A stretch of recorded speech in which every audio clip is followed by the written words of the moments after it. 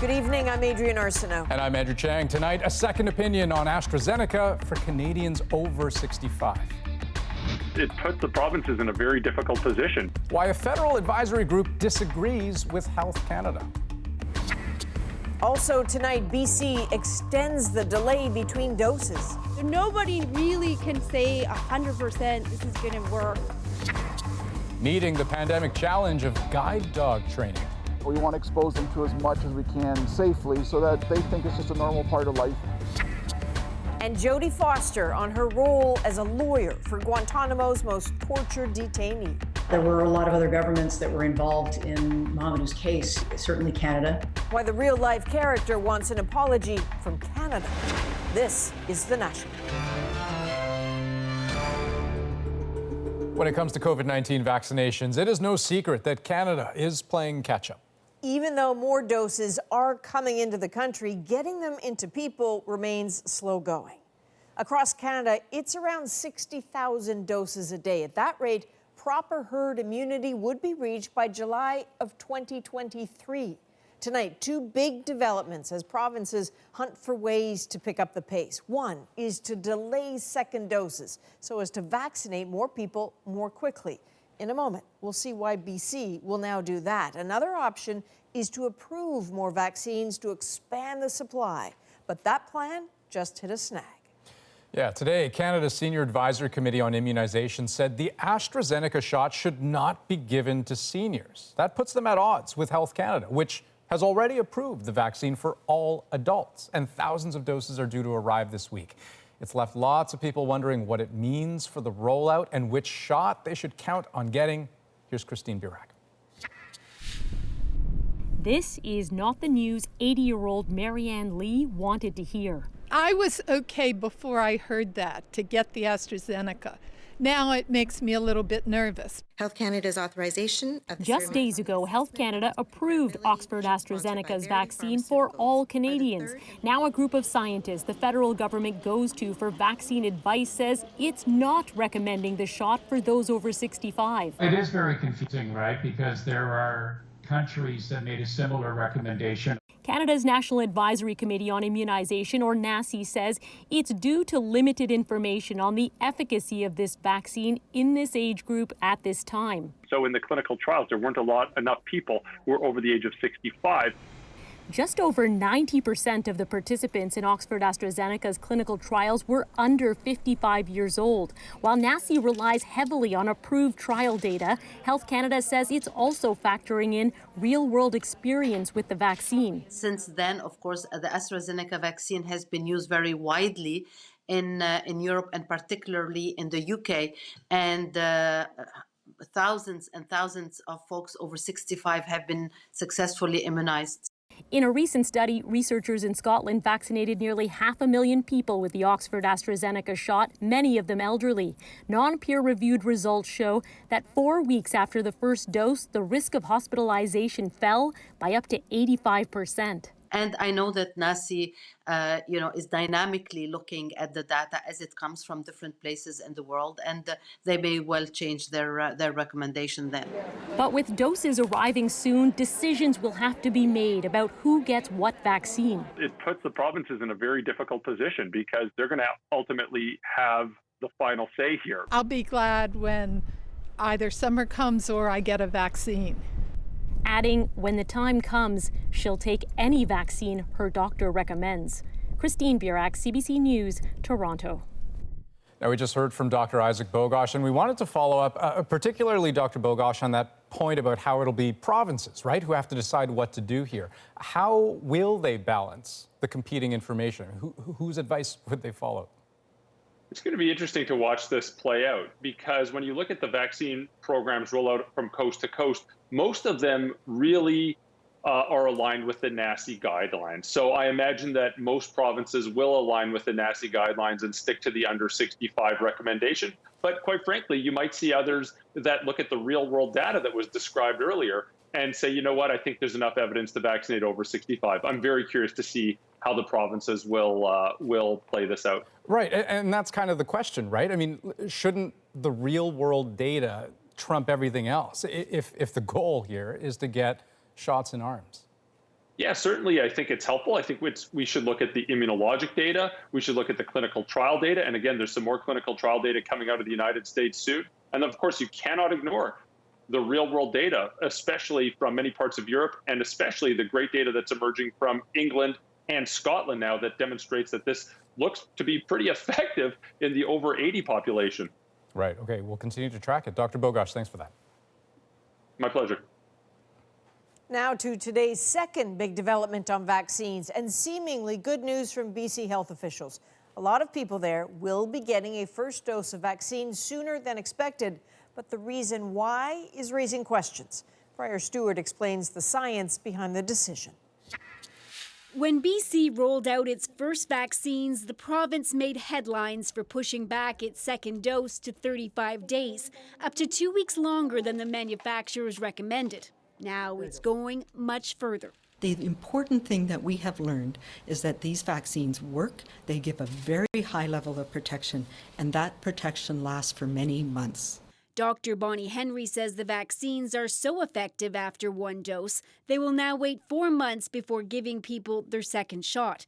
Henry hinted it's something the National Advisory Committee on Immunization is steering toward. And today the Ontario government says it's in talks with federal officials on potential updated direction on second dose intervals, with the goal of pursuing a similar direction to British Columbia. It's probably best to just vaccinate as recommended. But Canada's chief science advisor says it's a risky move. I think that it's possible to do it, but it amounts right now to a basically population level experiment. She says particularly since COVID variants are circulating in communities. So nobody really can say 100% this is going to work. Dr. Susan Lee is part of a team from the Royal Columbian Hospital that looked into vaccine effectiveness up to 42 days after the first shot. She says it's hard to evaluate what happens 4 months on because that data doesn't really exist yet. What we do know, though, is that if you vaccinate everyone with their first dose widely, you will be able to save a lot of lives. Okay, we've got the large size. And that's what BC says it's trying to do, give more people their first shot as soon as possible, including essential workers. I mean, obviously we're in a riskier, day-to-day position than a lot of people. BC is hoping that with its new timeline and additional shipments of the AstraZeneca vaccine, frontline workers can start to be vaccinated next month. And Brian, so this is a bold move by BC. What are the vaccine manufacturers saying about it? Well, Adrian, both companies recommend sticking to the original schedule. And for Pfizer-BioNTech, that's 21 days between doses. For Moderna, 28. But both companies do acknowledge that during the pandemic, health authorities are going to make their own recommendations. Now, BC is basing its decision on data within Canada and from around the world, including from countries like the UK and Israel, about just how effective the vaccine can be after a single shot. In fact, health officials here have called it miraculous, saying that one dose can offer at least 90% protection. Dr. Henry says that protection could last months, which is why the second doses are now being pushed back, all in an effort to vaccinate more much earlier. Interesting. All right. Thank you, Brian. Now, worth pointing out, Quebec made the decision to delay second doses back in January, and they're moving quickly to vaccinate at-risk groups. Now, anyone aged 70 or over can book a vaccination appointment in the Montreal area. It's here that the forest is burning in Montreal, so they have decided to bring down the age limit. Yeah, it was just last week the Montreal area target group was those 85 and older, a cutoff that still applies in the rest of the province. But in COVID-19 hotspots of Montreal and Laval, things are picking up. Now in Ontario, the question of who can get vaccinated when is more complicated. The rollout has been downloaded to the province's 34 health regions. And as Magda Gabraselas explains, it's a patchwork that some are finding confusing and frustrating. Braving the bitter cold for some COVID protection. First day slots for vaccinations filled up fast in York Region. Very excited this morning when my daughter called me at 8 o'clock in the morning. Mom, I booked it. You have to go. Those age 80 and above can now get their shots in this area and several other regions. But that's not the case province-wide, and those left out are fuming. I'm extremely frustrated that living in Toronto, I can't get a vaccine for my mother-in-law. She lives just a few kilometers from where people can get vaccines. This family doctor is just as frustrated. She says the vaccine rollout has her patients asking questions she can't answer. I wish I could tell them when it's going to be their turn, what it's going to look like, how they're going to get their vaccine, where they're going to get their vaccine. Today, the premier defended the province's progress. As we get more vaccinations from the federal government, then we'll be able to ramp it up. There's certain regions that are ahead of other regions just due to population and other reasons. The other regions will soon catch up. That's the promise made by the head of the vaccination task force today. By 15 March, we will be doing 80-year-olds and above right across the province of Ontario. For Rosie Schwartz's mother-in-law, who lives alone, that can't come soon enough. She's very unhappy. She wants to be able to see family members. Every day at 98 is a gift, but she is not able to enjoy it. Schwartz looks forward to the day when her mother-in-law can be fully vaccinated. So far, more than 260,000 people in the province have received their 2 doses of the vaccines. Magda Gebrselassie, CBC News, Toronto. Now, Ontario's emergency brake went into effect today in 2 regions. The measures put those regions back into more restrictive lockdowns.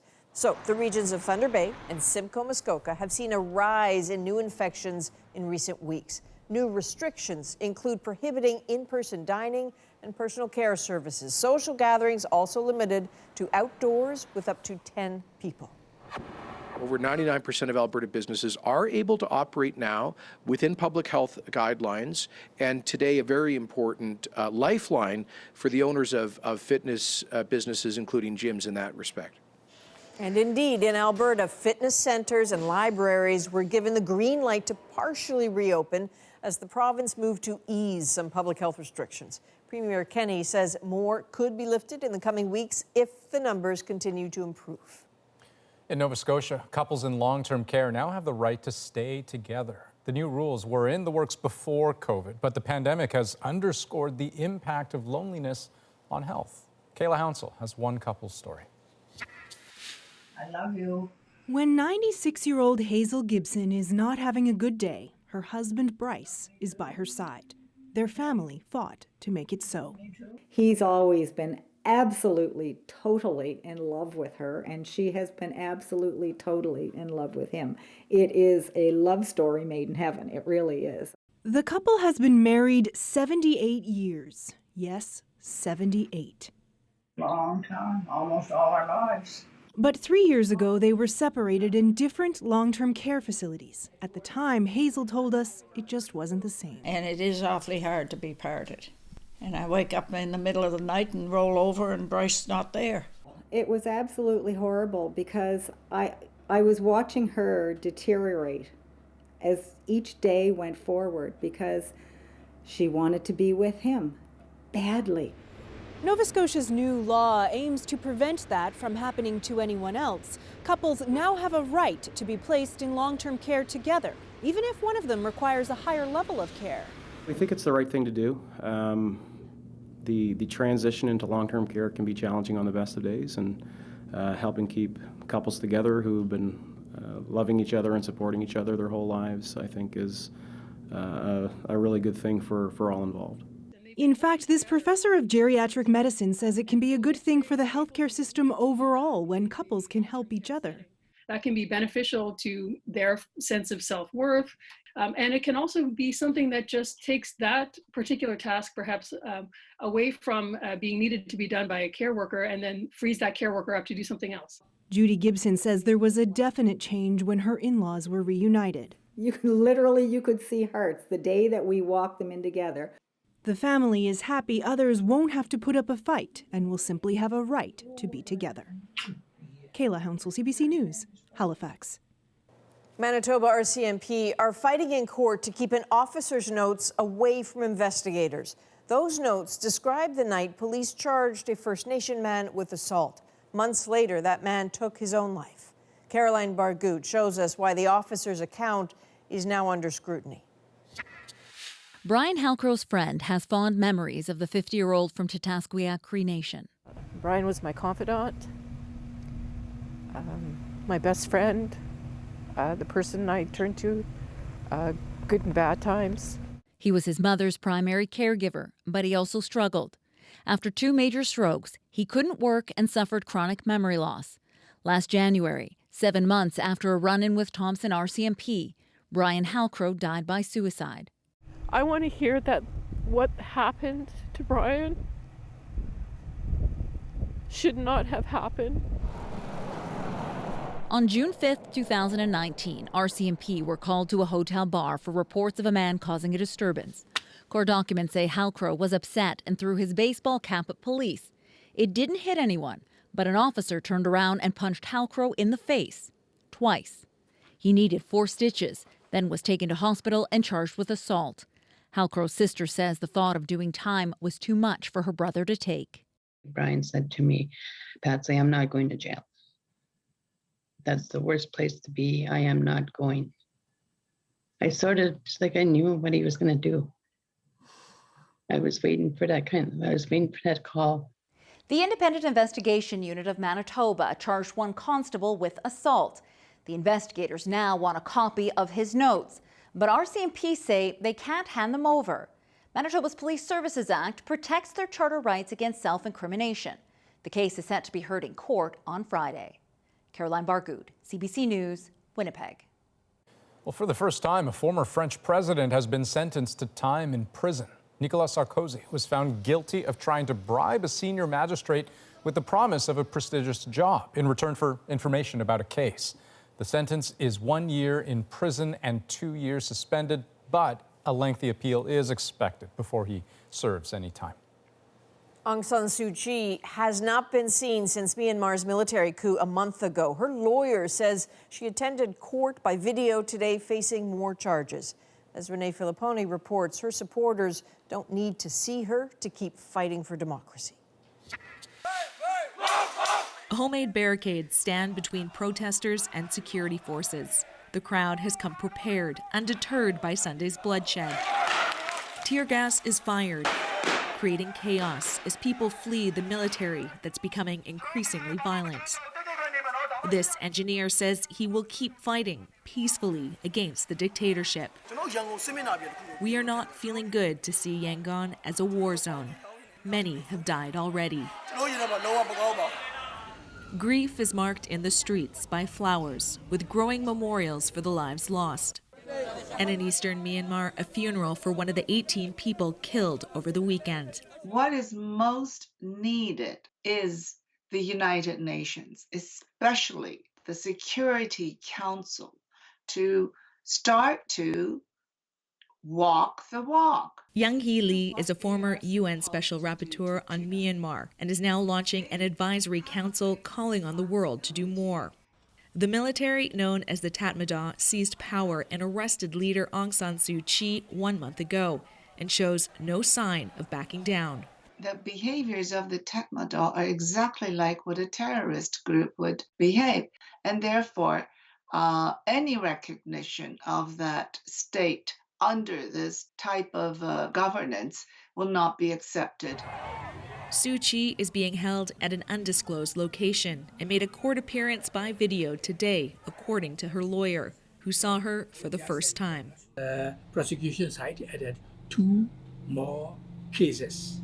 She was charged with 2 additional offenses, including inciting arrest, he told reporters.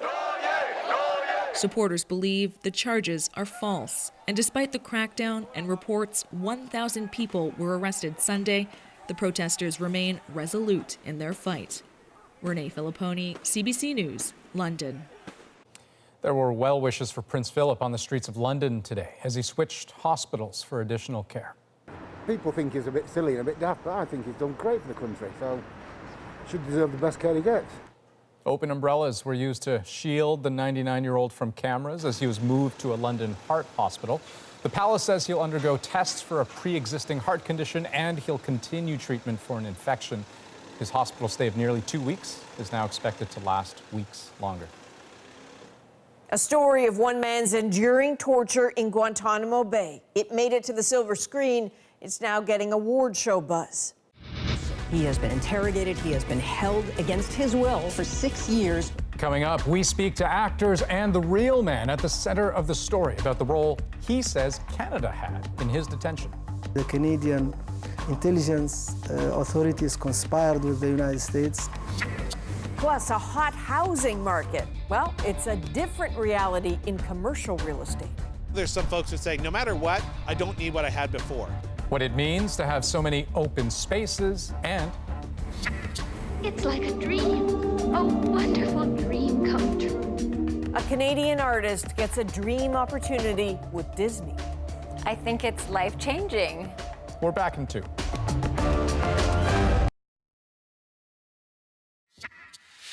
Welcome back.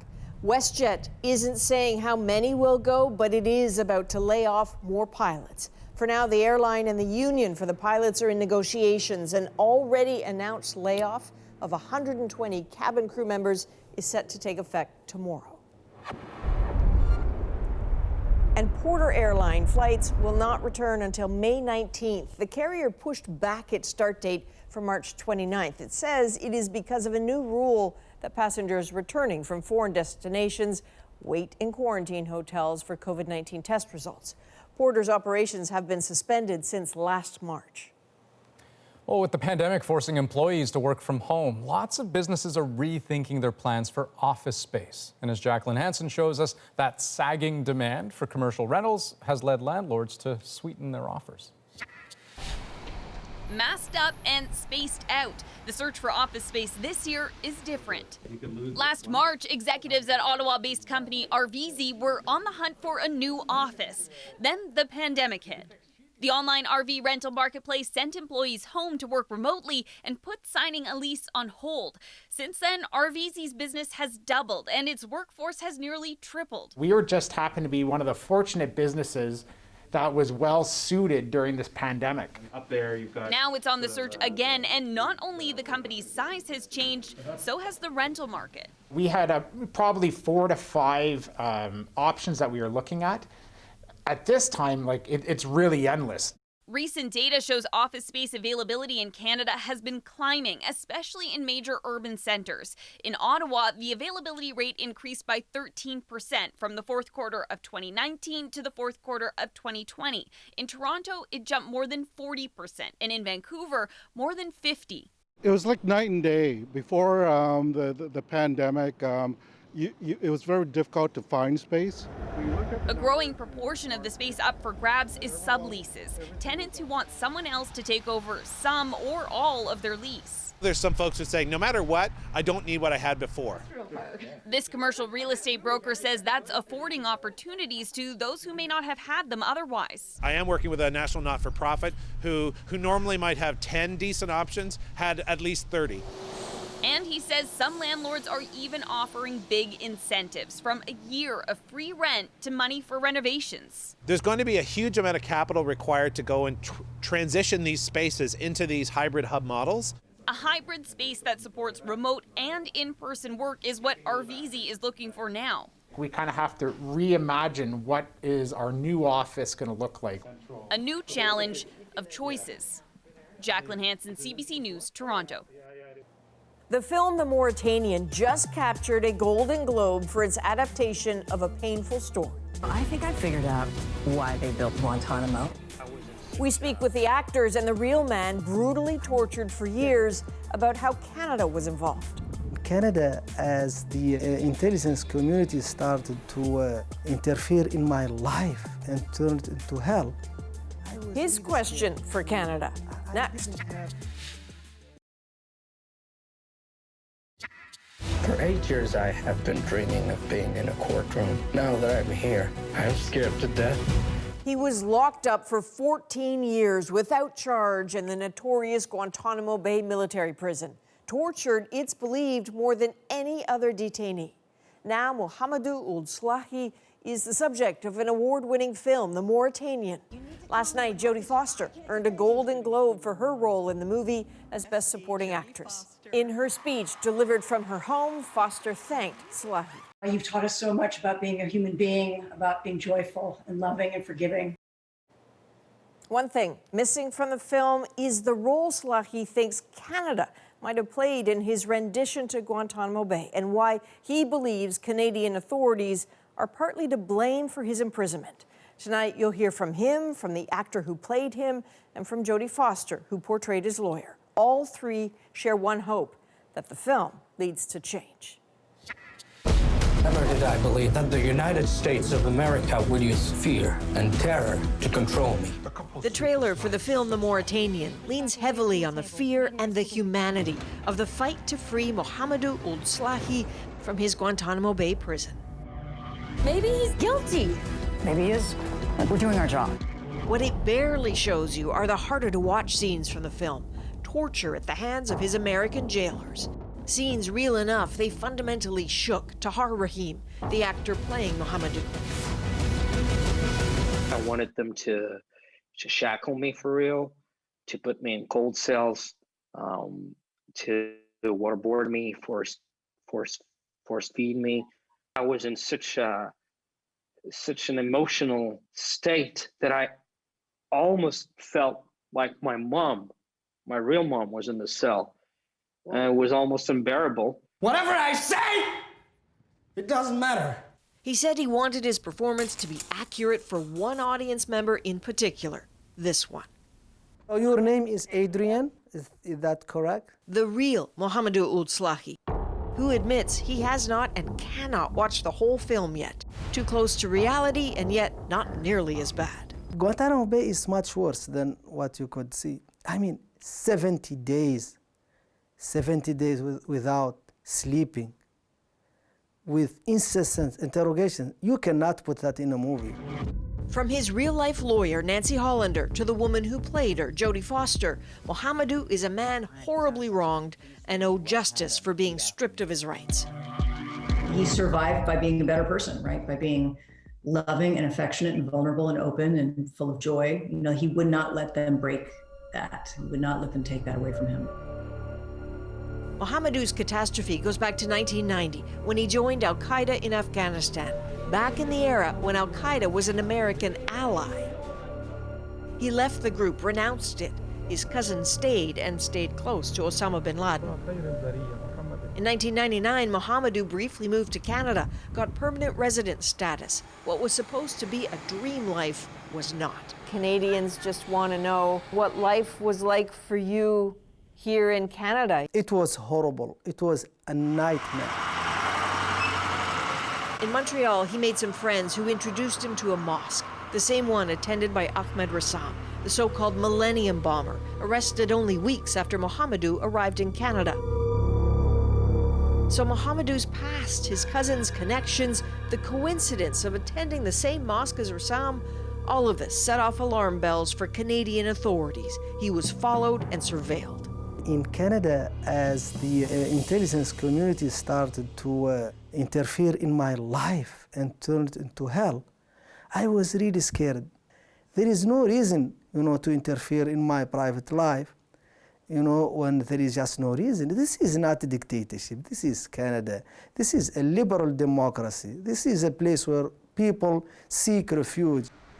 He tells of waking up to a strange noise coming through a wall behind his head.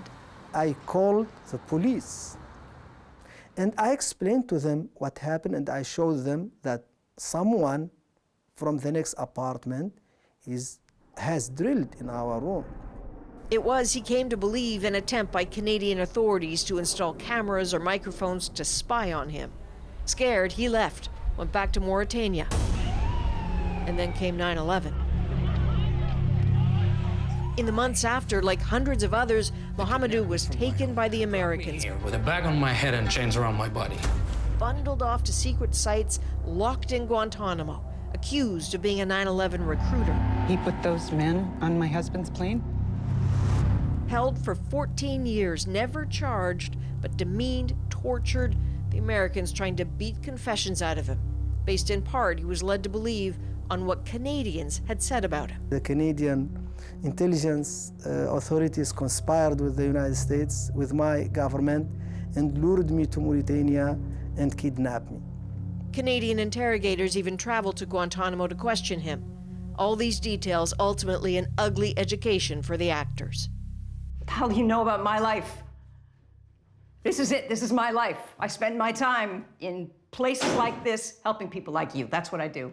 There were a lot of other governments that were involved in Mohamedou's case. Certainly Canada, because he had gone to Montreal at some point, and I guess he had gone to the same mosque as somebody who had been a terrorist. I mean, I guess it didn't matter that there were thousands of other people that had been to that same mosque, but it really took the ACLU about 15 minutes to debunk every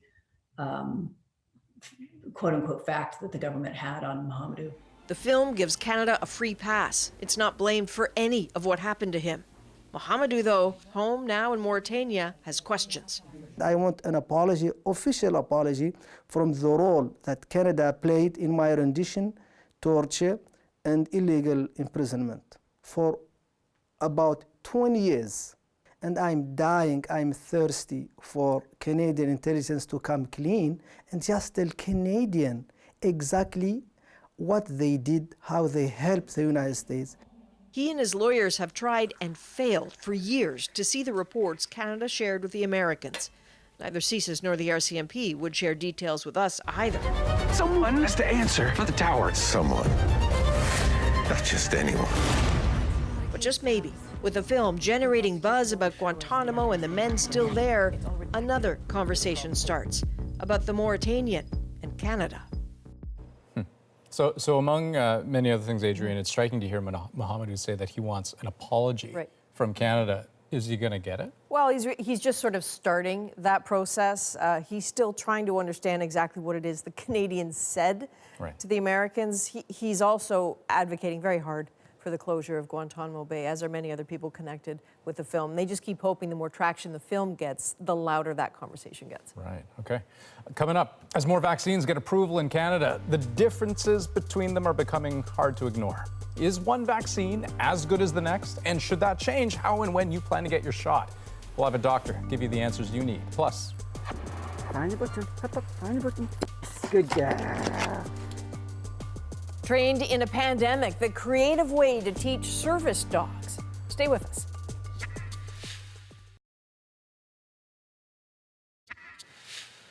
welcome back. So let's talk about vaccines. Now that Health Canada has given its approval to the AstraZeneca vaccine, there's a lot of confusion about just how effective it actually is. And it's these numbers that people are pointing to. So in its clinical trials, the AstraZeneca vaccine had an efficacy rate of 62%, which seems far lower than the Moderna and Pfizer vaccines, which were both above 90%. So it's tempting to think that one vaccine is far worse than the other. But experts say, first of all, consider that no vaccine is 100% protective. The very common MMR vaccine for measles, mumps, and rubella, for example, according to the CDC, it is 97% effective against measles, only 88% effective against mumps. So what's the right way to interpret these numbers? And does a lower number mean the vaccine is any less worth getting? Infectious diseases specialist Dr. Suman Chakrabarty is here to help us explain. So Dr. Chakrabarty, what do these numbers actually mean? Does 60% efficacy for the AstraZeneca vaccine mean that 40% of people who got that vaccine still got COVID? No, and that is a very, very important thing to look at. This is looking more at a comparative ratio almost, kind of comparing the two, where you see the risk of not getting the vaccine, and then you look at the risk of COVID getting the vaccine, and then comparing those numbers to each other. And you can see there's a significant protection in people who have gotten the vaccine, and it's not saying that 40% of people that got the vaccine also got COVID. So that's a very, very important distinction. Right, because the most important part of the protective effect of the AstraZeneca vaccine as we know it would be what exactly? So that's the really important aspect. If you look at the people in AstraZeneca who got the vaccine and also got COVID, there was one very important thing. Nobody who got COVID died. Nobody who got COVID got hospitalized. And that's really, really important because death and hospitalization, along with transmission, are three of the most important metrics for COVID in the community. And if you're able to prevent those, that is essentially our ticket out of the pandemic. Right. So we have data supporting that notion about the extent of severe illness, which we see or don't see when it comes to the AstraZeneca vaccine. Do we know anything about long-term illness? So I'm thinking about long haulers, right? Does the vaccine have any protective effect in that sense? The answer, we don't know quite yet, and I think that data right now is being amassed. And I think one of the big things that we do know is that when you get illness after getting a vaccine, it is often more mild.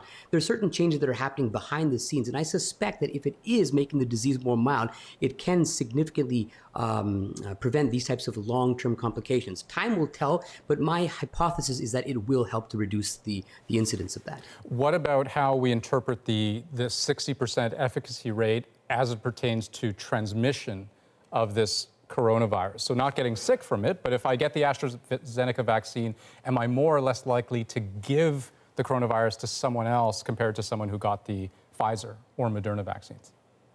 This data is also really coming together as well. So what we do know from previous observations, even before vaccines, that people who have less severe illness are less likely to transmit the virus to others. So, looking at the vaccines are doing this, and we're starting to get more accumulating data that this is actually the case, that we're getting less virus, in your nasal passages, for example, and this means that you transmit it less. So the evidence is really pointing in that direction. So you have now something that decreases death, decreases transmission, and decreases hospitalization. This is all the big three things that we need to do to get this pandemic in check. This is our ticket out of it. In your mind, that's the bottom line, that if I think I should not take the AstraZeneca vaccine in favor of waiting for a more effective one later, you would tell me what? I would tell you that right now, as it stands, I would say to get whichever vaccine is available to you. It's going to do what it needs to do in terms of preventing hospitalization and death. At a later time, we might be able to, when we have a surplus of vaccine, tailor it a bit more. But right now, this is what's going to get us out of the pandemic. We have it in our hands, now we just need to put it into our arms. Dr. Chakrabarty, thank you for your time. Thanks for having me. Take care. Okay, so we covered a lot of ground there, but we are preparing for a special live national town hall on the vaccine rollout next week. And we're looking for your questions. We want to hear what you want to know on the differences among the vaccines, on Canada's supply, or where we are in the vaccine queue. You can send your questions and stories to covid@cbc.ca. Now, nearly 22,000 Canadians have died after contracting COVID-19. We've been bringing you some of their stories as told by the people who loved them. Tonight, a mother remembers her son who died 4 months ago. My name is Maria Madill, and my son, Jeff Lorne Madill, passed away on October 28th in India at the age of 44 because of COVID. He was in a city called Udaipur. In April, when he wanted to come home, he couldn't because everything was shut down. Jeff was the oldest of my 3 children. Traveling, living on the edge was his niche. He worked in the IT department of the International Red Cross. He was sent to places like South Sudan, Mali, the Ivory Coast, Niger, in India. He started in July a school within his community for 4 years old to about 12 years old. He also fed them a nutritious meal, all at his cost. I was not surprised, but I sure was proud. He never had a spouse, a partner. He never had children, but he loved his 2 nieces so much, and friends. He had friends far and wide. When his death was announced, I got from all over the world, England, Japan, Australia, people who he had met through his life. He was extremely intelligent, extremely kind, and everyone loved to be around him. He loved debating about politics, religion, the meaning of life. And that's what I used to talk to him about too. I love you. I miss you so much. You live in my heart, and you have given me so many things to think about in life and showed me an example of how to live for others. Proud mom. Jeff Madill was just one of nearly 22,000 in Canada lost to COVID-19. The stories of the lives of many of them are being told through our interactive website. You can find it at cbc.ca/remembered.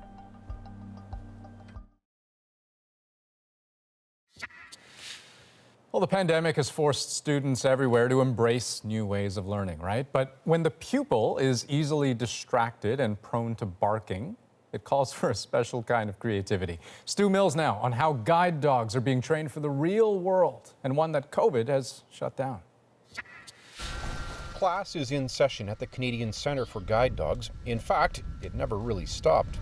Oh, good girlie. Well done. Yay! But how these guide dogs are trained has changed a lot. Trainer Ian Hadlam is letting 2-year-old Dahlia lead him around this fake construction site. Over the past year, when the pandemic has made the streets off-limit, Hadlam and other canine students like Fawn have improvised. Find the button. Hop up. Find the button. Good girl. COVID lockdowns have forced trainers to think of creative ways to prepare the pooches for a world where traveling, shopping, and dining are possible. All of that we want to expose them to as much as we can safely so that they think it's just a normal part of life and it doesn't throw them for a loop when they're guiding through it. So, dogs have taken field trips here to the unusually quiet Ottawa airport. They've worked on escalators, etiquette, and outside, how to keep an eye open for crosswalks. The Canadian National Institute for the Blind runs another guide dog training centre. President Diane Bergeron says most of their puppies come from outside Canada, but they've been blocked by closed borders. You know, we say it rains cats and dogs, but it actually doesn't. I can't produce a dog suddenly that is at the exact right age to train, nor can I just take a dog from a rescue organization and train it to be a guide dog. Bergeron says the biggest challenge has been exposing young dogs to crowds, like on a jammed subway platform at rush hour or a day at a festival. That's one piece that worries me as a guide dog handler myself. I'm a little bit worried that when our dogs get into those situations moving forward, they're not going to have enough of that training.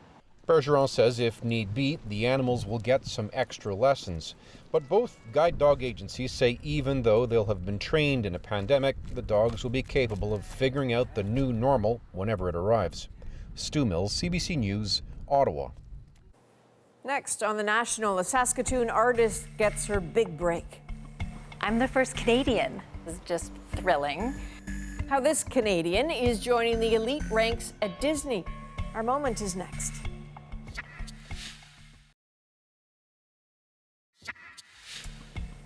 Denise Klett is an artist and a Disney superfan. Now, usually painting a Disney character for profit will land you in copyright trouble with the giant company, but not for Denise. The Saskatoon artist has been signed as a licensed Disney fine artist. There are only about 30 in the world. She is the first Canadian, and tonight, she's our moment. I've been painting for 40 years. To be a Disney fine artist, I'm licensed, so I am able to pick from the different Disney catalog of movies, and I can create it in my style of art, which is painting and sculpting. It's about 30 to 40 people, artists from around the world, and I'm the first Canadian to ever sign with them, which is just thrilling. I put on a Disney movie or the Disney music behind me, which drives my husband insane because it's over and over again. I think I know every Disney movie by heart. Mom and Dad took us children when I was 6 years old to Disneyland, and I remember watching the fireworks and seeing Tinkerbell fly across the sky, and from that moment on, I thought she was real. Now to be able to use my skill set and create for them is, oh, it's a dream come true. Wow, so that's beautiful stuff. I didn't even know that job existed, first of all. But it sounds like she has quite a lot of agency, right? To kind of pitch into the process and really get the ball rolling. And then it gets a little weird because she pitches, she gets a color concept, it goes to one team, then they send it to Disney, they look at the colors, the proportions, they say yes or no. It's very complicated, but clearly very exciting. Neat. That is a national for March the 1st. Yes, it is March. Good night. Good night.